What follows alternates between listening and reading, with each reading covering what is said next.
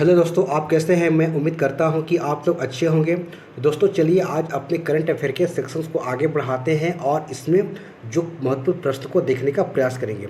दोस्तों जैसा कि आपको पता है कि 2025 में बहुत सारे एग्ज़ाम्स होने वाले हैं और इन सारे एग्ज़ाम्स के लिए करंट अफेयर्स का एक सबसे बड़ा रोल होता है जो आपके एग्ज़ाम्स में रिजल्ट को निर्धारित करता है। तो दोस्तों चलिए इसका पहला क्वेश्चन देखने का प्रयास करेंगे और आप इससे आंसर देने का प्रयास करेंगे। यदि दोस्तों आपको इसके आंसर पता है तो अपने साथ एक नोट पैड और कलम लेकर बैठ जाएं और अपने आंसर को उसमें लिखते जाएं और अंत में आप चेक कर सकते हैं कि आपको इनमें से कितने सारे आंसर सही हुए हैं। अन्यथा दोस्तों इसका आंसर आप हमारे साथ देते चलेंगे। तो चलिए इसका पहला क्वेश्चन देखते हैं। तो दोस्तों यहाँ पर आप पहला क्वेश्चन को देख सकते हैं। क्वेश्चन है कि भारत में 26 मरीन राफेल के लिए किस देश के साथ समझौता हुआ है। ठीक है, तो आप देख सकते हैं कि भारत में 26 मरीन राफेल के लिए किस देश के साथ समझौता किया है। ठीक है, तो आप देख सकते हैं ऑप्शन है जर्मनी है, अमेरिका है, फ्रांस है और जापान है। तो आप इसका आंसर देने का प्रयास करेंगे। ठीक है, तो देखिए दोस्तों क्वेश्चन है कि भारत में 26 मरीन राफेल के लिए किस देश के साथ समझौता किया है। तो यहाँ आप देख सकते हैं किसके साथ किया है, तो फ्रांस के साथ किया। किसके, तो फ्रांस के साथ किया। ठीक है, तो चलिए इसके की पॉइंट को देखते हैं। देखिए दोस्तों यहाँ पर बातें हो रही केंद्र सरकार ने। ठीक है, देख सकते हैं केंद्र सरकार ने फ्रांस से यानी कि 26 मरीन राफेल जेट खरीद की मंजूरी दे दी है। ठीक है, तो आप देख सकते हैं कि पीएम मोदी की अध्यक्षता वाली सुरक्षा पर कैबिनेट कमेटी ने 9 अप्रैल को डील पर मुहर लगा दी है। ठीक है, तो यहाँ आज आप देख सकते हैं। ठीक है, उसके बाद दोस्तों इसमें और देखने का प्रयास करेंगे। देख सकते हैं ठीक है कि भारत को 64,000 जो कि करोड़ रुपए में 26 मरीन फाइटर मिलने हैं। ठीक है, और इसके बाद देख सकते हैं कि फ्रांस जो कि आप देख सकते हैं सिंगल सीटर और 4 द्विन सीटर जेट भारतीय नौसेना को सौंपेगा। ठीक है, इसके बदले में। उसके बाद देख सकते दोस्तों कि इसे हिंद महासागर में चीन से मुकाबले के लिए INS विक्रांत पर तैनात किया जाएगा। ठीक है, तो इन सारे बातों को आप ध्यान रखेंगे कि भारत में कुछ 26 मरीन राफेल के लिए जो है फ्रांस के साथ समझौता किया गया है। ठीक है, तो आप इस चीज़ को यहाँ पर ध्यान में रखेंगे। तो चलिए अगला क्वेश्चन को देखते हैं। देखिए दोस्तों अगला क्वेश्चन देख सकते हैं। ठीक है, कि हाल ही में RBI ने रेपो दर में कितनी कटौती की है। तो आप यहाँ देख सकते हैं कि हाल ही में बताया जा रहा है कि RBI ने रेपो दर में कितने प्रतिशत की कटौती की है। तो आप यहाँ पर देख सकते हैं ऑप्शन है कि 0.25%, 0.15% या फिर 0.35% या 0.55%। तो आप इसका आंसर देने के प्रयास करेंगे कि RBI ने रेपो दर में कितने प्रतिशत की कटौती की है। ठीक है, तो आप यहाँ पर बताने के प्रयास करेंगे। देखिए दोस्तों अगर बातें हो रही है कि RBI ने रेपो दर में कितने की कटौती की है, तो आप देख सकते हैं कि 0.25% की कटौती की है। ठीक है, तो आप इस चीज़ को ध्यान में रखेंगे। चलिए तो इसको हम लोग की पॉइंट के सहारे देखते हैं। देखिए भारतीय रिजर्व बैंक ने अपनी नीति रेपो दर में देख सकते हैं कि 25 आधार अंकों यानी कि 0.25% की कटौती की है। ठीक है, तो आप देख सकते हैं कि अब जो नीति जो कि रेपो दर कितनी हो गई है, तो 6% हो गई है। इसको आप याद रखिएगा। उसके बाद दोस्तों इसी में आगे देखने का प्रयास करेंगे। आप देख सकते हैं ठीक है, यहाँ देखेंगे कि रेपो रेट क्या होता है। ठीक है, तो RBI जिस ब्याज दर पर बैंकों को लोन देता है उससे हम सब रेपो रेट करते हैं। ठीक है, जैसे जो RBI भी बहुत सारे जो भी बैंक चल रहे हैं तो क्या करते हैं RBI से ही क्या लेते हैं, उसको ऋण लेते हैं। ठीक है, तो ही है जब RBI जो कि जितनी जो भी कॉमर्शियल बैंक है अगर उनको ऋण देती है तो उसे इसी दर पर ऋण देती है। किस पर, तो रेपो रेट के दर पर ही ऋण देती है। और देखिए रिवर्स रेपो रेट क्या होता है दोस्तों, कि वह ब्याज दर जिस पर RBI वाणिज्यिक बैंकों से पैसा उधार लेता है उसे रिवर्स रेपो रेट करते हैं। ये रिवर्स हो गया। रिवर्स कहने की मतलब क्या होता है, बैंक से वापस ले रहा है, यानी कि ऋण लेने के काम कौन कर रहा है, तो RBI कर रहा है। ठीक है, तो आप इस चीज़ को ध्यान में रखेंगे। देखिए दोस्तों इसमें और आगे बोला जा रहा है, देख सकते हैं ठीक है, कि इसके अलावा RBI ने 25-26 वित्तीय वर्ष के लिए भारत के वार्षिक सकल घरेलू GDP के लिए विकास दर के पूर्वानुमान को कितना 6.7% से घटाकर 6.5% कर दिया है। ठीक है, तो इन सारे बातों को आप ध्यान में रखेंगे। ठीक है, तो चलिए आगे हम सब देखते हैं।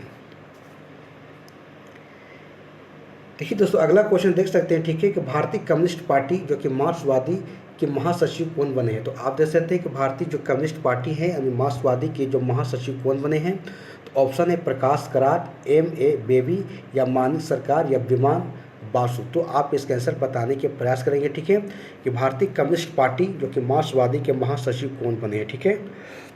तो देख रहे हो ऑप्शन दोस्तों कि प्रकाश करात हैं, M.A. बेबी हैं, मानिक सरकार हैं और विमान बासु हैं। तो आप इसका आंसर देने के प्रयास करेंगे। देखिए दोस्तों, यहाँ पर बात हो रही M.A. बेबी के, ठीक है। तो M.A. बेबी को जो भारतीय कम्युनिस्ट जो कि पार्टी हैं उनके महासचिव इनको बनाया गया, ठीक है। तो आप M.A. बेबी को यहाँ पर नाम याद रखेंगे, ठीक है। तो चलिए इसका की पॉइंट को देखते हैं। देखिए दोस्तों, यहाँ देख सकते हैं कि केरल के पूर्व मंत्री जो कि मरियम अलेक्जेंडर बेबी, ठीक है। तो M.A. बेबी है इनका शॉर्ट नेम। वो भारतीय कम्युनिस्ट पार्टी या CPIM का छठा महासचिव इनको चुना गया, ठीक है। तो किसे? M.A. बेबी को। तो CPIM पार्टी जो कि सर्वोच्च पद महासचिव होता है, ठीक है। तो इस चीज़ को आप यहाँ पर ध्यान में रखेंगे। देखिए दोस्तों, यहाँ पर बातें हो रही है, देख सकते हैं, ठीक है। CPI के बारे में बताया जा रहा है, ठीक है। तो भारतीय कम्युनिस्ट पार्टी की बात करें हम, तो इसकी अगर गठन की बात करें तो 1964 में भारतीय कम्युनिस्ट पार्टी CPI के विभाजन के बाद यहाँ पर किया गया था, ठीक है। अगर इसके मुख्यालय की बात करें तो कहाँ? तो नई दिल्ली में है और इसकी स्थापना EMS डांगे ने की थी, ठीक है। तो आप इस चीज़ को ध्यान में रखेंगे, ठीक है। उसके बाद दोस्तों यहाँ देख सकते हैं, ठीक है, कि इस पार्टी ने साम्यवाद के जो चीनी मॉडल पर अनुसरण किया है, खुद मार्क्सवादी पार्टी, और वर्तमान में सिर्फ केरल में सत्ता में है और जहां पर पिनराई विजयन यहाँ के मुख्यमंत्री है, ठीक है। तो आप इस चीज़ को यहाँ पर ध्यान में रख सकते हैं। दोस्तों यहाँ पर देख सकते हैं कि वर्तमान में भारत में चुनाव आयोग द्वारा मान्यता जो कि प्राप्त, आप देख सकते हैं पार्टियों की संख्या कितनी है? तो 6 है, ठीक है। देख सकते हैं कि वर्तमान में भारत में अगर देखा जाए तो चुनाव आयोग के द्वारा जो है मान्यता प्राप्त कितनी पार्टियां हैं? 6 पार्टियां, ठीक है। तो आप देख सकते हैं कि पहला पार्टी है आम आदमी पार्टी है और इसकी स्थापना की बात करें हम तो 26 नवंबर 2000 किया गया था 12 को, और इसके जो किसके हैं, कौन इसके संस्थापक हैं? तो अरविंद केजरीवाल जी हैं, ठीक है। तो आप इस चीज़ को यहाँ पर देख सकते हैं। उसके बाद दोस्तों बहुजन समाजवादी पार्टी है और इसकी स्थापना कब हुआ था? तो 14 अप्रैल 1984 को, और इसके द्वारा तो मायावती के द्वारा इसको जो है किया गया, इस पार्टी की स्थापना की गई थी। उसके बाद दोस्तों आगे देखते हैं, ठीक है, भारतीय जो कि आप देख सकते हैं कि जनता पार्टी है, ठीक है, जो कि 6 अप्रैल 1980 को किया गया था, और देख सकते हैं कि इसके JP नड्डा क्या है, इसके अध्यक्ष है, ठीक है। आप यहाँ पर देख सकते हैं। उसके बाद दोस्तों यहाँ देख सकते हैं कि भारतीय कम्युनिस्ट पार्टी हैं जो कि M है, और 7 नवंबर 64 को इसकी स्थापना की गई थी, और इसकी देखा जाए तो ये जो महासचिव कौन बने हैं? तो M.A. बेबी बने हैं, ठीक है। तो इस चीज़ में ध्यान रखेंगे। उसके बाद देखिए दोस्तों कि भारतीय जो कि कांग्रेस पार्टी है जो कि 28 दिसंबर 1885 को इसकी स्थापना की गई थी, और इसके जो अध्यक्ष कौन हैं? तो मल्लिकार्जुन खड़गे हैं, ठीक है। तो आप इस चीज़ यहाँ पर ध्यान रखिएगा। देखिए दोस्तों, अगला अगर पार्टी की बात करें हम तो नेशनल जो कि पीपुल्स पार्टी हैं, और इसकी स्थापना 6 जनवरी 2013 को किया गया था, और कॉनराड संगमा जो कि BP इसके क्या है, इसके अध्यक्ष है, ठीक है। तो आप इस चीज़ को यहाँ पर ध्यान में रखेंगे, ठीक है। तो चलिए अगला क्वेश्चन को हम सब देखने का प्रयास करेंगे, ठीक है। आइए,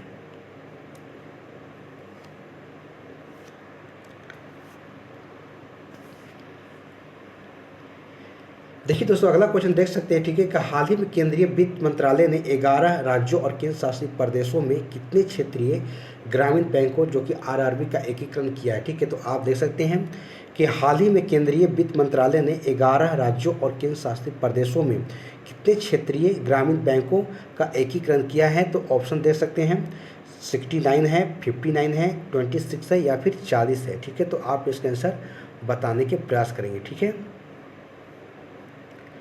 देखिए दोस्तों, बातें हो रही यहाँ पर ही 11 जो कि राज्यों और केंद्र शासित प्रदेशों में जो कि क्षेत्रीय ग्रामीण बैंकों का क्या किया गया, एकीकरण किया गया, ठीक है। तो कितने, ठीक है, कितने राज्यों और केंद्र शासित प्रदेशों में? तो यहाँ देख सकते हैं कितने, 26, ठीक है। 26 राज्यों और केंद्र शासित प्रदेशों में क्या है? तो RBI जो RRB है जो कि क्षेत्रीय ग्रामीण बैंक है, इनको क्या कर दिया गया, एकीकरण कर दिया गया, ठीक है। तो चलिए इसका की पॉइंट को देखते हैं हम सब। देखिए, अगर दोस्तों यहाँ देख सकते हैं कि केंद्रीय वित्त मंत्रालय ने क्षेत्रीय ग्रामीण बैंक जो कि RRB के एकीकरण के चौथे चरण के तहत 26 आप देख सकते हैं कि RRB के एकीकरण को अधिसूचित किया है, ठीक है। उसके बाद दोस्तों आगे देख सकते हैं, स्थिति में और भी लिखे गए बातें हैं। देख सकते हैं कि 1 मई 2025 को देख सकते हैं कि एकीकरण प्रभावी होने के बाद देश के 700 जिलों के कवर करने वाली जो कि 26 राज्यों और 2 केंद्र शासित प्रदेशों में 28 जो कि आरआरबी होंगे। ठीक है, तो इस चीज़ को आप यहाँ पर याद रखेंगे।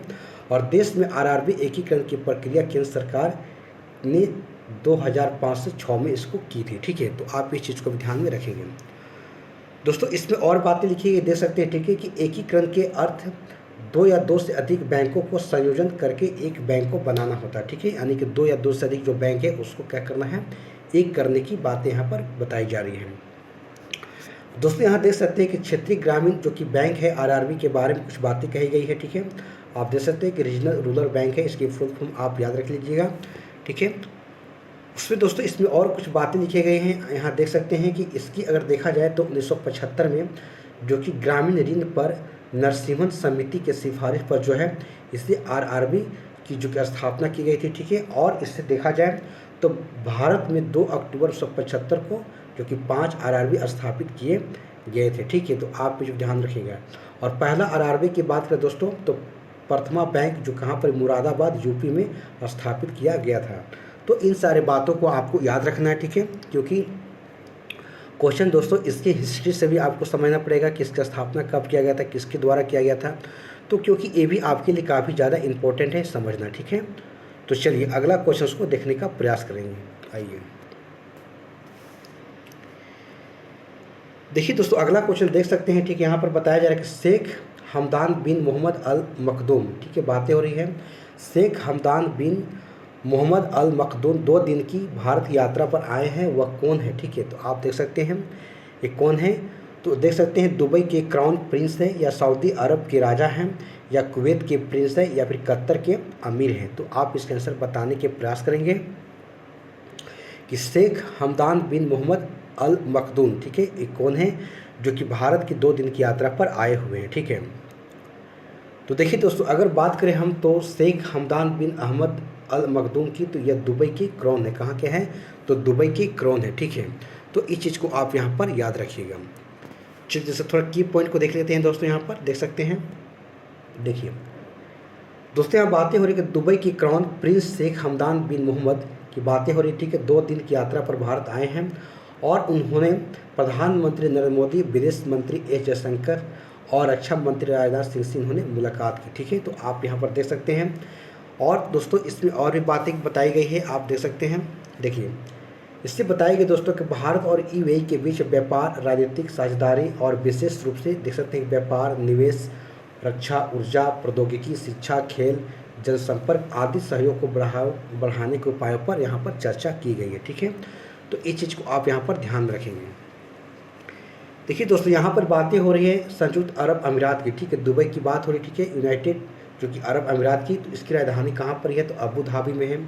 और यहाँ के राष्ट्रपति कौन है, तो मोहम्मद बिन जायद अल नहयान है, नहयान है। उसके बाद प्रधानमंत्री की बात करें तो मोहम्मद बिन रशीद अल मखदूम। ठीक है, और मुद्रा की बात करें दोस्तों तो यहाँ की क्या मुद्रा है, दिरहम है। ठीक है, तो आप इस चीज़ को यहाँ पर याद रखिएगा। ठीक है, तो चलिए अगला क्वेश्चन को देखते हैं। देखिए दोस्तों अगला क्वेश्चन की बात करें तो हाल ही में किस देश ने आर्टेमिस समझौते पर हस्ताक्षर किया। ठीक है, तो आप देख सकते हैं कि हाल ही में किस देश ने आर्टेमिस समझौते पर हस्ताक्षर किए हैं। तो देख सकते हैं ऑप्शन है जापान है, बांग्लादेश है, भूटान है, या फिर श्रीलंका है। तो आप इसके आंसर बताने के प्रयास करेंगे। ठीक है, चलिए तो देखिए दोस्तों यहाँ पर बातें हो रही है। ठीक है, कि हाल ही में किस देश ने आर्टेमिस समझौते पर हस्ताक्षर किए हैं। तो आप देख सकते हैं कि ऑप्शन है जापान है, बांग्लादेश है, भूटान है और श्रीलंका है। ठीक है, तो आप इसका आंसर बता सकते हैं। ठीक है, किसने, तो देखिए दोस्तों बांग्लादेश की बात की जाए तो बांग्लादेश ने हाल ही में ही जो है आर्टेमिस समझौते पर हस्ताक्षर किए हैं। ठीक है, तो इस चीज़ को आप यहाँ पर ध्यान में रखेंगे। देखिए दोस्तों अगर की पॉइंट के माध्यम से समझने के प्रयास करेंगे। ठीक है, कि बांग्लादेश ने 8 अप्रैल 2025 को आर्टेमिस समझौते पर हस्ताक्षर किए हैं और बांग्लादेश इस समझौते पर हस्ताक्षर करने वाला 54वां देश है। ठीक है, और यह दोस्तों आप देख सकते हैं इसमें और सारे बातें बताए गए हैं कि यह कदम दोस्तों देख सकते हैं, यह कदम शांतिपूर्ण, पारदर्शिता और सतत आंतरिक अन्वेषण के प्रति बांग्लादेश की प्रतिबद्धता को दर्शाता है और भारत पहले से इस समझौते में शामिल है। ठीक है, तो इस चीज़ को आप देख सकते हैं यहाँ पर। ठीक है दोस्तों, इसमें और बातें बताई जा रही है कि आर्टेमिस समझौते का महत्व क्या होता है। तो इसका आर्टेमिस समझौते संयुक्त राज्य अमेरिका, जो कि संयुक्त राज्य अमेरिका सरकार और अन्य जो कि विश्व सरकारों के बीच में एक गैर बाध्य जो कि कार्य बहुपक्षीय व्यवस्थाओं की एक श्रृंखला है। ठीक, देख सकते हैं।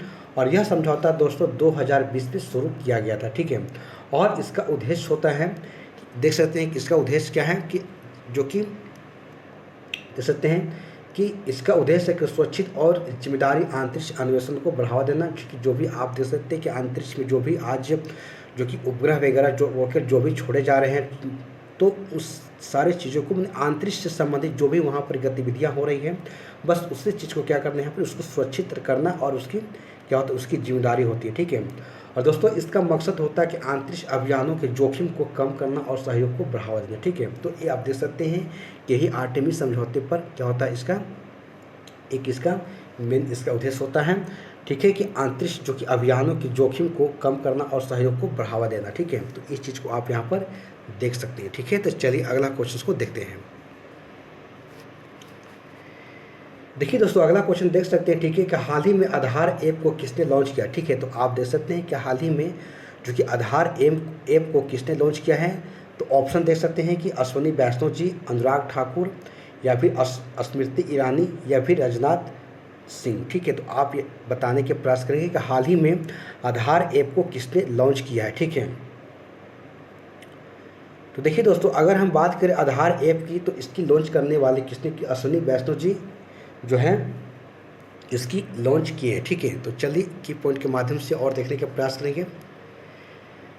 देखिए दोस्तों, यहाँ पर बातें हो रही है। ठीक है, कि केंद्रीय संचार और इलेक्ट्रॉनिक मंत्री जो कौन है, तो अश्विनी वैष्णव जी हैं, ने एक नए आधार ऐप की लॉन्चिंग की घोषणा की है। ठीक है, इस चीज़ को आप ध्यान रखिएगा। यह ऐप आधार सत्यापन की प्रक्रिया को पहले से कहीं ज़्यादा सहज, फास्ट और सिक्योर बनाएगा। ठीक, देख सकते हैं। और दोस्तों इसमें और बातें बताई जा रही। ठीक है, कि नया आधार ऐप उपयोगकर्ताओं को अब किसी प्रकार के हार्ड कॉपी या आधार की फ़ोटो साथ रखने की ज़रूरत को ख़त्म कर देगा। ठीक है, तो देखिए कितना ज़्यादा डेवलप कर रहे हैं। और ऐप से फेस आईडी और क्यूआर स्कैनिंग के जरिए डिजिटल वेरिफिकेशन होगा। ठीक है, आप देख सकते हैं कि आपको ऐप के माध्यम से जो फेस आइडेंटिटी और क्यूआर स्कैनिंग के जरिए जो है आपका डिजिटली वेरिफिकेशन हो जाएगा। ठीक है, तो इन सारी बातों को इसमें बताया गया है। देखिए दोस्तों, और बातें बताई जा रही है कि आधार के नए ऐप से यूजर्स की अनुमति के बिना डेटा शेयर नहीं होगा। ठीक है, आप जब तक उसको अनुमति नहीं देंगे तब तक आपकी डेटा क्या होगा, शेयर नहीं होगा। ठीक है, तो इन सारे बातों को इसमें बताया गया है। ठीक है, तो चलिए अगला क्वेश्चन को देखते हैं। देखिए दोस्तों, यहाँ पर बात है कि विश्व जो कि होम्योपैथी दिवस जो कब मनाया जाता है। ठीक है, तो देख सकते हैं ऑप्शन है कि 7 अप्रैल को, 2 अप्रैल को, 5 अप्रैल को, या फिर 10 अप्रैल को। तो आप इसके आंसर बताने के प्रयास करेंगे कि विश्व होम्योपैथिक दिवस किस दिन मनाया जाता है। ठीक है, तो ऑप्शन है 7 अप्रैल को, 2 अप्रैल को, 5 अप्रैल को, या फिर 10 अप्रैल को। तो आप इसके आंसर बताने के प्रयास करेंगे। देखिए दोस्तों, अगर बात हो रही विश्व होम्योपैथिक दिवस की, तो इसे 10 अप्रैल को मनाया जाता है। किससे, तो 10 अप्रैल को मनाया जाता है। आप इस चीज़ को यहाँ पर ध्यान में रखिएगा। ठीक है, तो चलिए थोड़ा की पॉइंट को देख लेते हैं क्या लिखा हुआ है। देखिए, विश्व होम्योपैथी दिवस हर वर्ष जो है 10 अप्रैल को मनाया जाता है। और यह दिवस जो है होम्योपैथी चिकित्सा पद्धति के जनक कौन है, डॉक्टर हेनी मैन की स्मृति में मनाया जाता है। आप इस चीज़ को ध्यान रखना है। और हेनी मैन का जन्म 10 अप्रैल 1755 को जर्मनी में हुआ था। ठीक है, तो आप इन सारे बातों को आपको याद रखना है। ठीक है, तो चलिए अगला क्वेश्चन को देखते हैं। आप देख सकते हैं क्वेश्चन है कि दुनिया के जो कि 20 सबसे प्रदूषित शहरों में भारत के कितने शहर शामिल है। ठीक है, तो आप देख सकते हैं 13 है, 15 है, 16 है, या फिर 17 है। ठीक है, तो दोस्तों क्वेश्चन बोला जा रहा है कि दुनिया के 20 सबसे प्रदूषित शहरों में भारत के कितने शहर शामिल हैं। ठीक है, तो 13 हैं, 15 हैं, और फिर 16 है, या फिर 17 है। ठीक है, तो आप इसके आंसर बताने के प्रयास करेंगे। तो देखिए दोस्तों, यहाँ पर बातें हो रही। ठीक है, कि 13 शहर की। ठीक है, तो आप देख सकते हैं। ठीक है, कि दुनिया के जो 20 सबसे प्रदूषित शहरों में भारत के 13 शहर का इसमें शामिल है। ठीक है, चलिए तो इसको थोड़ा की पॉइंट को देख लेते हैं। देखिए दोस्तों, यहाँ पर बातें हो रही है, आप देख सकते हैं। ठीक है, कि IQ ए रिपोर्ट 2024 में के अनुसार देखें तो दुनिया के 20 अगर शहरों की बात करें हम तो इसमें भारत के 13 शहर शामिल है, ठीक है। और इसमें देखते हैं दोस्तों मेघालय के जो बर्नीहाट जो कि आप देखते हैं कि शीर्ष पर है, और दिल्ली सबसे प्रदूषित कैपिटल की कैटेगरी में टॉप पर है, ठीक है। देख सकते हैं कि दिल्ली जो है क्या है, सबसे प्रदूषित जो कि कैपिटल की कैटेगरी में क्या है, टॉप पर है। और दोस्तों यहाँ पर रिपोर्ट ने भारत को दुनिया के सबसे प्रदूषित देशों में 5वां स्थान मिला, ठीक है। तो दोस्तों यहाँ पर एक IQ जो कि एक ए रिपोर्ट बताया जा रहा है 2024 के अनुसार, ठीक है। तो आप इस बातों को यहाँ पर ध्यान में रखेंगे। चलिए दोस्तों यहाँ अगला क्वेश्चन दे सकते हैं, ठीक है, कि धूम्रपान निषेध दिवस 2025 कब मनाया गया, ठीक है। तो आप दे सकते हैं कि 10 मार्च को, 7 मार्च को, 8 मार्च को या फिर 12 मार्च को। तो आप इसका आंसर बताने का प्रयास करेंगे। तो देखिए दोस्तों यहाँ पर बातें हो रही है धूम्रपान निषेध दिवस की, ठीक है, 2025 में कब मनाया गया, ठीक है। तो आप यहाँ पर देख सकते हैं कि इसे जो मनाया गया कब, 12 मार्च को मनाया गया। कब? तो 12 मार्च को मनाया गया, ठीक है। चलिए तो थोड़ा सा की पॉइंट को देख लेते हैं इसमें। देखिए दोस्तों इसका 2025 में जो मनाया गया इसका थीम क्या रखा था, तो अन स्मोकिंग द अपील, ठीक है। यानी कि यहाँ इसका जो थीम जो रखा गया था, ठीक है, आप देख सकते हैं इसका थीम की जो बातें कह रही है कि अन स्मोकिंग द अपील की बातें हो रही है, ठीक है। तो उसके बाद दोस्तों इसके बाद करें हम तो धूम्रपान निषेध दिवस का लक्ष्य है कि धूम्रपान से जुड़े स्वास्थ्य जोखिमों के बारे में जागरूकता को बढ़ाना, ठीक है। तो आप इसके यहाँ पर ध्यान में रखेंगे। चलिए देखिए दोस्तों अगला क्वेश्चन आप देख सकते हैं कि कौन सी राज्य सरकार स्वयं का उपग्रह लॉन्च करेगा, ठीक है। तो आप देख सकते हैं कि कौन सा जो राज्य है स्वयं का उपग्रह को लॉन्च करेगा। तो ऑप्शन देख सकते हैं कि त्रिपुरा है, नागालैंड है, उत्तर प्रदेश है या फिर असम है, ठीक है। तो आप इसके आंसर बताने के प्रयास करेंगे कि कौन सा जो राज्य है स्वयं को जो उपग्रह को लॉन्च करेगा, ठीक है। तो आप इसके आंसर बताने के प्रयास करेंगे। देखिए दोस्तों यहाँ पर बात हो रही असम सरकार की, ठीक है। तो असम सरकार के द्वारा जो है स्वयं का उपग्रह को यहाँ पर लॉन्च करने की बातें यहाँ पर बताई जा रही है, ठीक है। देख सकते हैं आप। देखिए दोस्तों यहाँ पर बातें हो रही, ठीक है। असम सरकार ने असम सेट नामक एक अपना जो कि स्वयं उपग्रह को लॉन्च करने की घोषणा की है, ठीक है। और असम देश पहला ऐसा राज्य होगा जिसके पास अपना स्वयं का क्या होगा, उपग्रह होगा, ठीक है। और इस उपग्रह के उद्देश्य आप देख सकते हैं क्या है। देखिए इस उपग्रह के जो उद्देश्य हैं सामाजिक आर्थिक जो कि पहलों के लिए डेटा तक पहुंच को मजबूत करना और सीमा निगरानी को बढ़ाना, ठीक है। तो इन सारे बातों को यहाँ पर बताए गई है, ठीक है। तो इस प्रकार से आप जो है देख सकते हैं। तो दोस्तों इस प्रकार से हमारा आज का जो करंट अफेयर यहाँ पर समाप्त हो जाते हैं, ठीक है। और यदि हमारा वीडियो अगर आपको अच्छी लगी हो तो इसे लाइक शेयर आप ज़रूर कर दीजिएगा, ठीक है। और इसे ज़्यादा से ज़्यादा आप शेयर करने के प्रयास कीजिए। तो दोस्तों चलिए तो अगले दिन फिर हम लोग सब एक नए करंट अफेयर के साथ हम लोग की मुलाकात होगी। तब तक के लिए आप इसे बार बार देखें, ठीक है। तो जय हिंद, जय भारत।